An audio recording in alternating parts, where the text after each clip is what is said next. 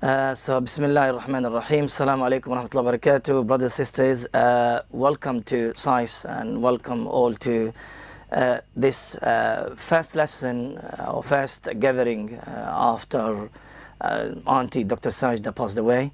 And this is the first kind of, let's say, class or a gathering or a lesson that we held talking about the biography of one of our students, one of the community member, one of the Tullab al-Ilm, if I may say. Today is Wednesday, and today is normally we have a tafsir class. Tafsir was one, it was the most favorite and the best lesson that Auntie Dr. Sajda is to attend and likes. So that's why I decided to have this gathering or this majlis on today as lesson. May Allah subhanahu wa ta'ala forgive us, our shuyukh, our parents, and all of you who are attending today.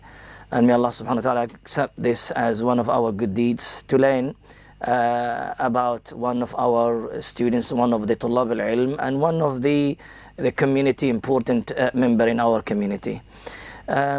My objectives for today's majlis, I'm going to start with introduction, and then I'm going to be talking about her early days, birth and childhood. After that, we'll be talking about her education and career, and then I'll be going to her marriage and children, talking about her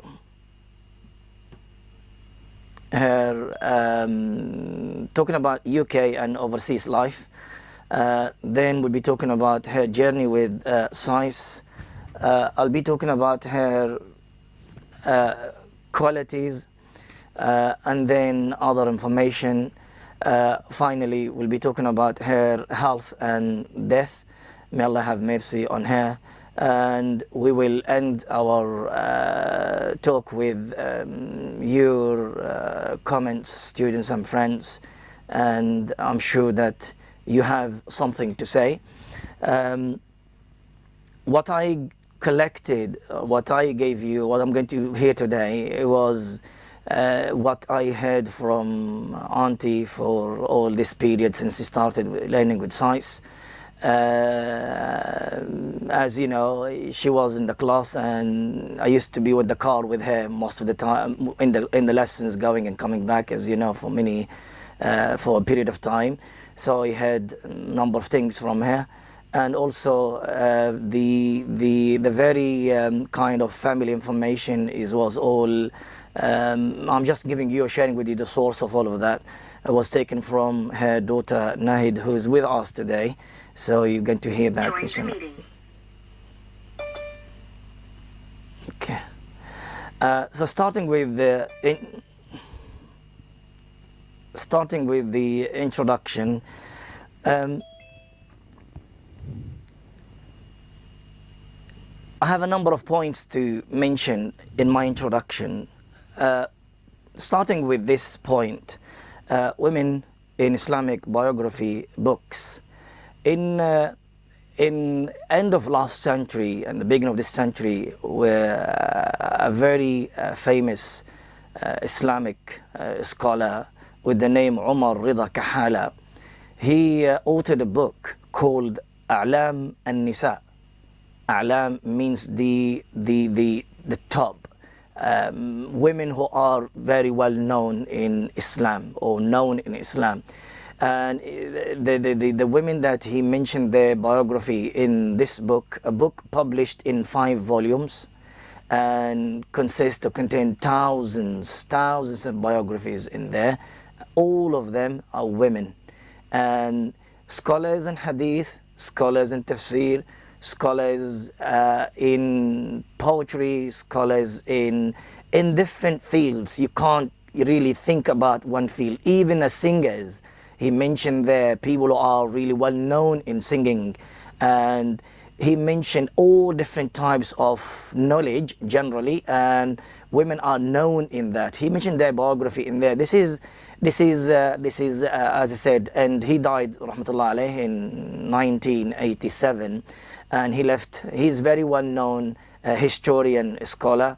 And this book is this book was one of the biggest, largest books written about just women. We know between that and before that, women, they were mentioned in the books of scholars, early scholars, talking about the 3rd century, 4th centuries. Women are mentioned at the time in the collective books with men, with others. But this is the first, one of the biggest book that mentioning about women. Just recently, Dr. Muhammad Akram al-Nadawi wrote a book with 43 volumes. 43 volumes, a book titled Al-Muhaddithat min al-Nisa. So the women who are just worked in hadith, they were specialists in hadith. They heard hadith of Rasulullah, or they transmitted hadith of Rasulullah, or they were in a majlis of hadith and they had an ijazah, and maybe they're not narrators, they're just people who worked and listened and attended hadith classes. In 43 volumes, Muhammad Akram al-Nadawi wrote a book about women, and he mentioned their names, he mentioned their lives, he mentioned their social life, as much as the information that was available for him, and all of that. Let me end this. The reason that Muhammad Akram al-Nadawi, who is originally from India, wrote this book, he mentioned that after hearing and reading, and you see that all of you know that in the media, talking about women, they are not giving the right to learn in Islam, women, they are not educated in Islam, women are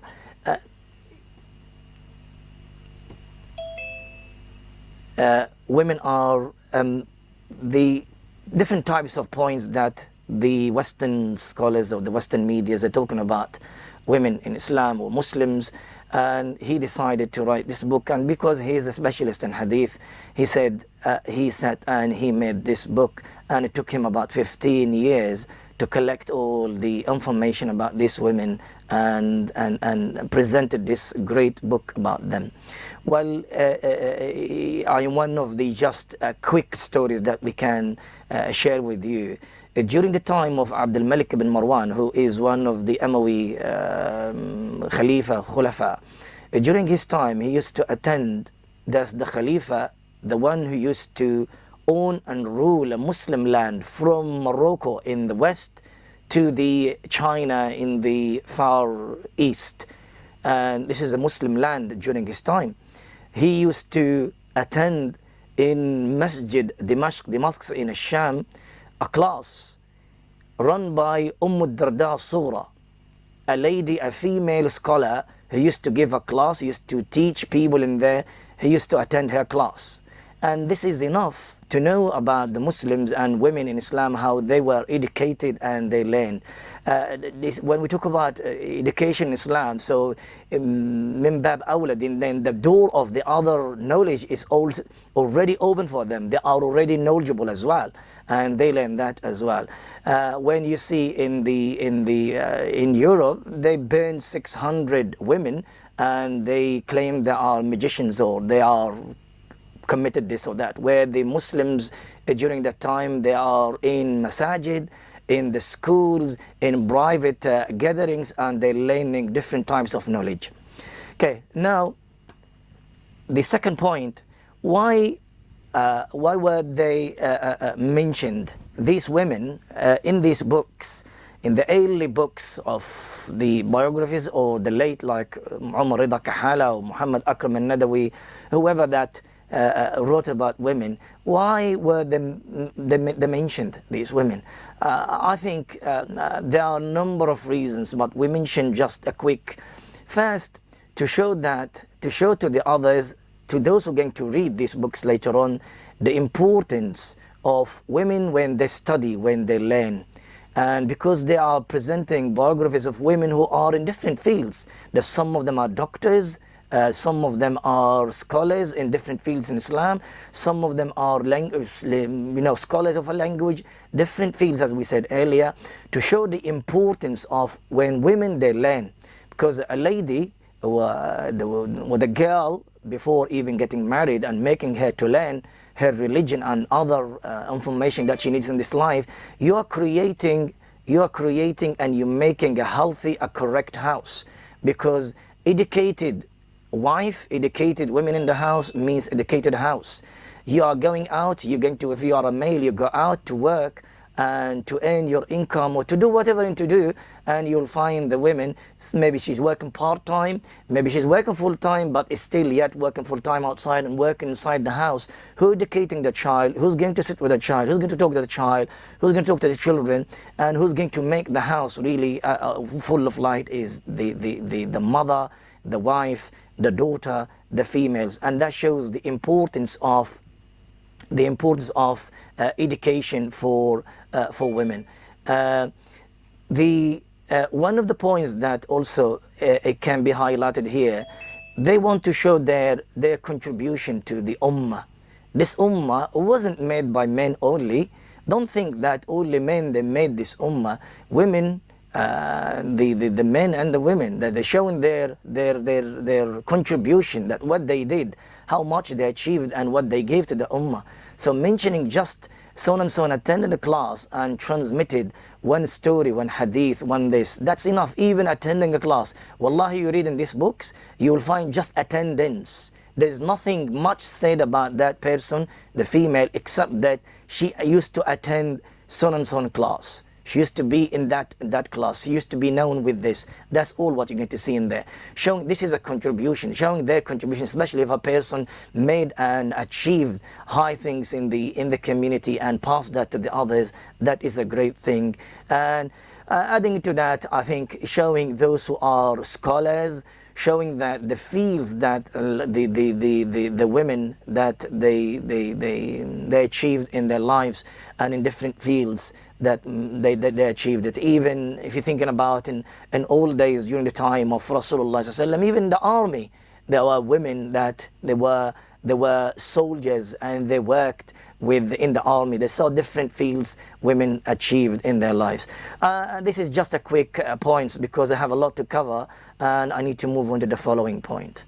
Now, why does SAIS, School of Arabic Islamic Studies, our school, do the same? So while we are following and we are really going through the steps of those scholars, as I did mention to you, brothers and sisters, earlier, this is the first time that we're having like an official, and because the class is online, we did as a school we lost 4 students so far, or those who I remember them, and may Allah subhanahu wa ta'ala forgive me if I don't remember everyone, but during those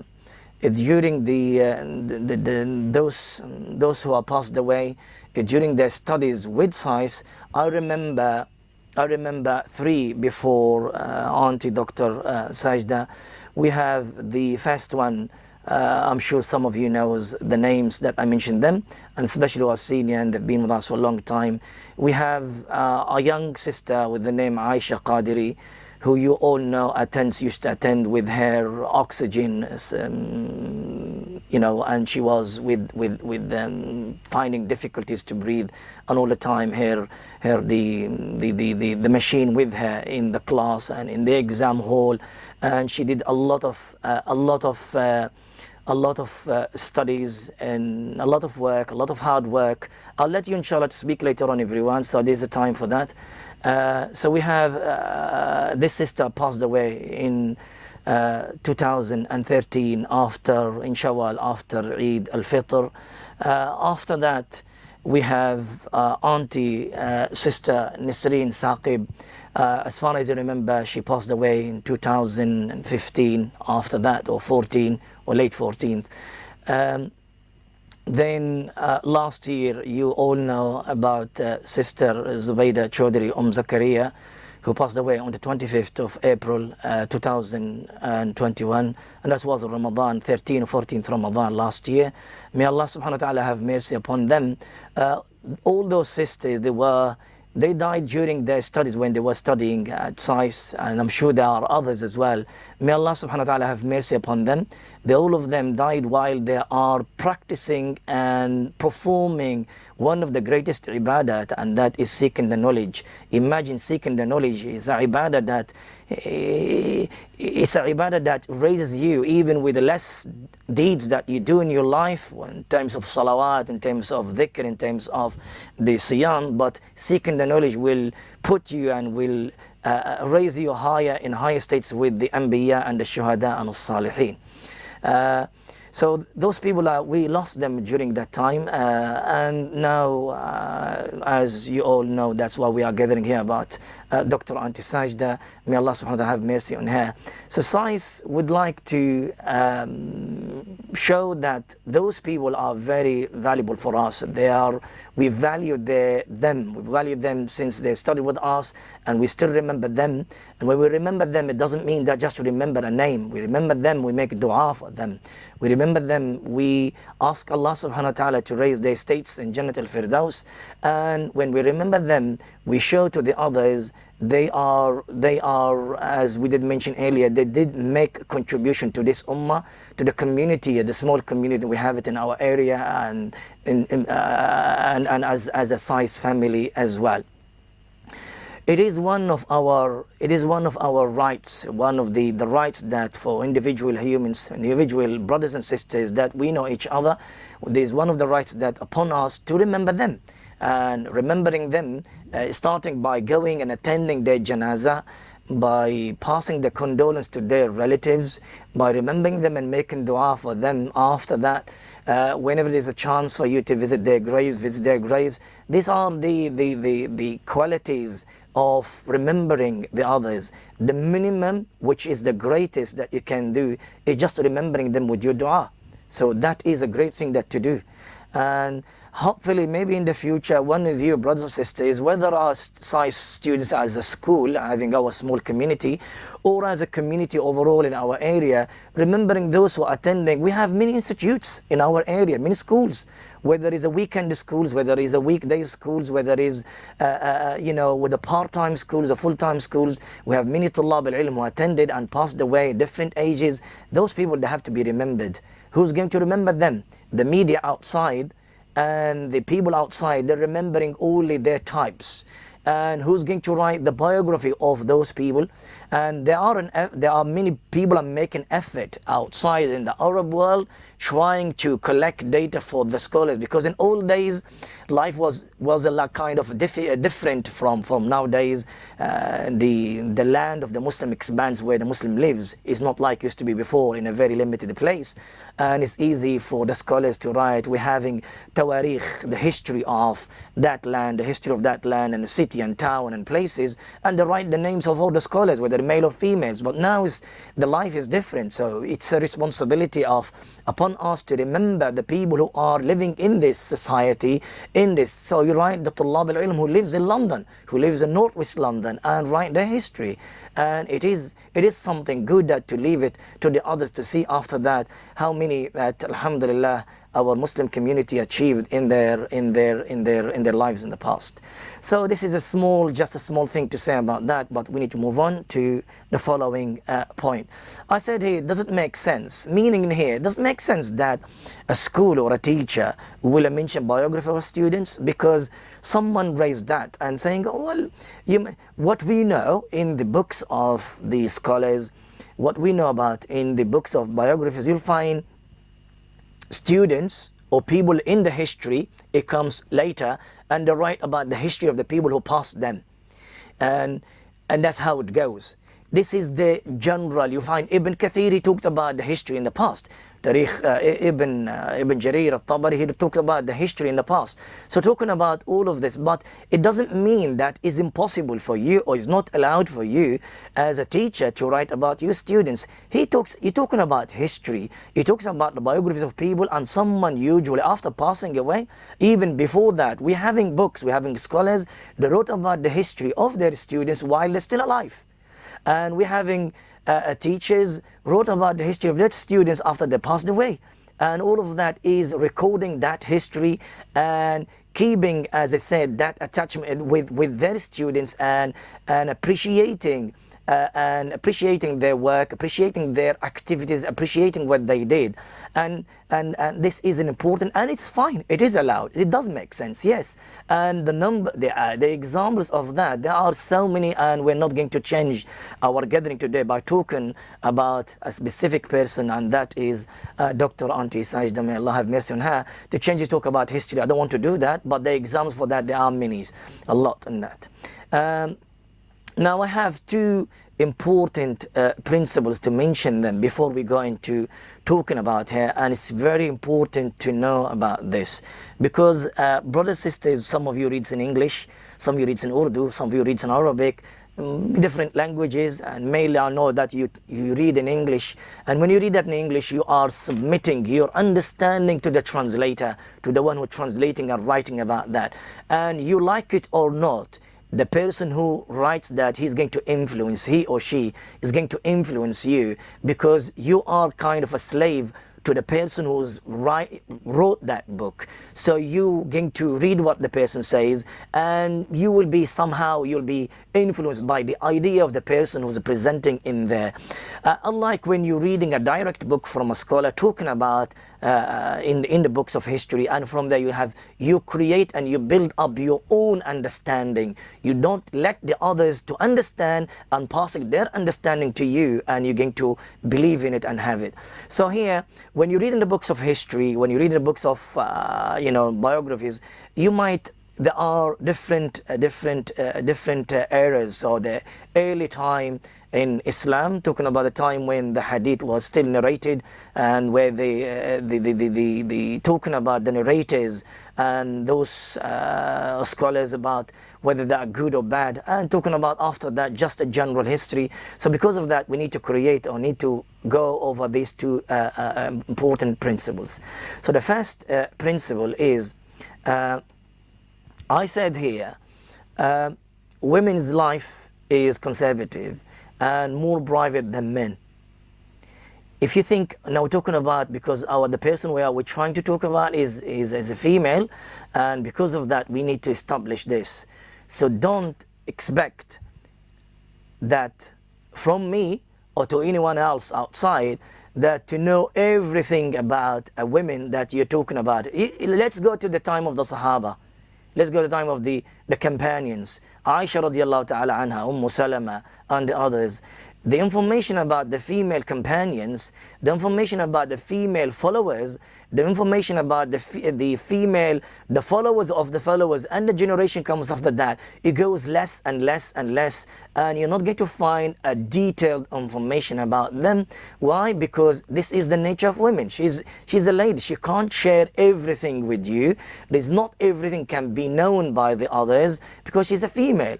And as we know, in the old days, the male used to travel for seeking the hadith and the knowledge. The female, it might be not as easy as for the males to travel. They go around in their areas, they're learning in their areas, but not everywhere they can seek the knowledge, same as in the men. So don't expect to know everything about the women in the same way that you know it easily about men's life. And because of that, as I said, not detailed information that you're going to hear from me today, and even if you hear, that's what I'm allowed to say, not everything that you're going to hear. Okay, the second principle is, in the biographies of people, we do not mention the shortcoming nor bad deeds. There's no one perfect, brothers and sisters, and there's no one perfect. We know that, and this is something that surely that everyone knows about this.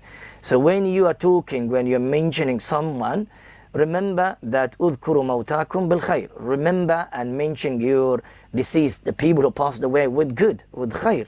You can't just mention them with something bad, or something that even if you witness, I'm saying if you witness yourself and you saw the person committed something not right, okay, bad deed or something not right, you should not mention it, because this is kind of this is a part or a sin to expose and to mention the others with something that they don't like it, and especially if the person passed away.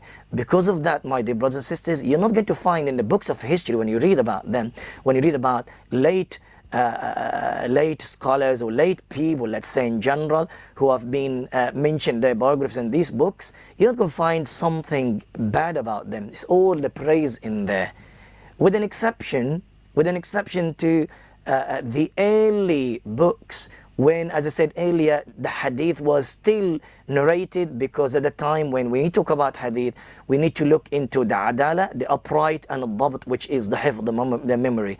And if there is anything wrong about the person in either points in here, has to be mentioned. And because of that, so it has to be mentioned, because to protect the hadith of Rasulullah sallallahu alaihi wasallam.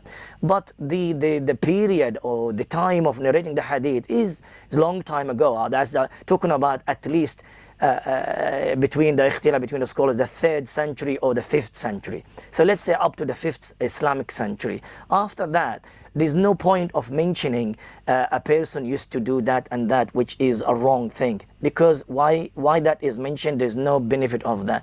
So you'll find again, my dear brothers and sisters, in these books you'll find the praise and the qualities of this person, and as I said earlier, to remember them and to show their contribution to the ummah, and to show what they achieved, generally what they achieved for themselves and for the community as well. Okay, so this is just the 2 points I would like to, I shared them with you from the beginning before we got into our the biography. So starting with the first point, Bismillah ar-Rahman ar-Rahim, and talking about her early. By the way, you're going to hear me saying auntie. Someone said to me, Inna lillahi wa inna ilayhi raji'un, I'm sorry to hear about your auntie. I said, well, she's not my auntie. She's auntie, but she's not my blood auntie. But I say auntie out of respect. And she, as you all know, she did not mind me calling her auntie for a long time. Because I'm saying that because I know some females, they do mind calling them aunties. And there is a period of time when a number of students, I was really confused to call them auntie, call them sister, and I used to ask indirectly here and there to find out. But with auntie, you're going to see from her qualities later on, very clear, very straightforward. It's fine, call me auntie, I'm your auntie, so that's fine. So her birth and childhood, I'm going to go word by I'm really slowly with these points and trying to put some information about each what I know, inshallah. So her name, as maybe some of you knows, that she's her name is Sajda, but this name I will talk about the story of the name Azra and Sajda later on. But here her official name, auntie's official name is as you can see it, Azra. And the first time when auntie came to the class and said Azra, and she notes that I'm a little bit confused with the name Azra. So what does it mean? We're talking about Arabic classes. So what's Azra? She said, you don't know Azra. She was very shocked, auntie, that I didn't know that the meaning of her name. She said, well, it's an Arabic word. And how you don't know the word and you're teaching me Arabic? I said, okay, what is it? She said, oh, you know the name of Maryam, the mother of Isa alayhi salam. I said, yes, well, her name is Maryam, but she's known with something else. She said, okay, well, you're talking about al-Adra. She said, yeah, Adra. So that's what we say, but in Urdu, or the Asian style of saying the word is Azra, but the word is Adra. Okay, you can see Alif and Hamza at the end is summarized in A, and with the Dhal in Arabic is summarized with the Z, and the R is there, and the Ayn, it's A. So that's how we say the word. I did mention to auntie, I know the sister, her daughter is with us today, but I did mention to auntie at the time when she mentioned this, I said it straight away to auntie. I said, auntie, there is an Islamic issue about the name Azra, because the meaning of Azra, it means the virgin. And we do not, it's not a name that is recommended to be used, is a title. This title was given to Maryam al-Azra because out of the belief, we Muslims, that Maryam did not commit any sin. She was not married to Joseph, as they're saying, and she gave birth to Isa alayhi salam without marriage. And Isa alayhi salam was born without a father, and that is a miracle, and that is what we believe. And because of that, she was giving the name Al-Azra. Al-Azra means the virgin. However, auntie is married, as you know, and that doesn't suit the name. So I gave her my view about this straight away. And because of that, I never called her Azra in my classes, as you all know. All the time she preferred and she wanted me to call her Sajda, and that's what I took it. Later on we'll come into the word Azra as well, when we come into the another point, inshallah, later on. Okay, I don't know any nickname for auntie, meaning a nickname that a family used to say it, or as a kunya, although I mean as a kunya she's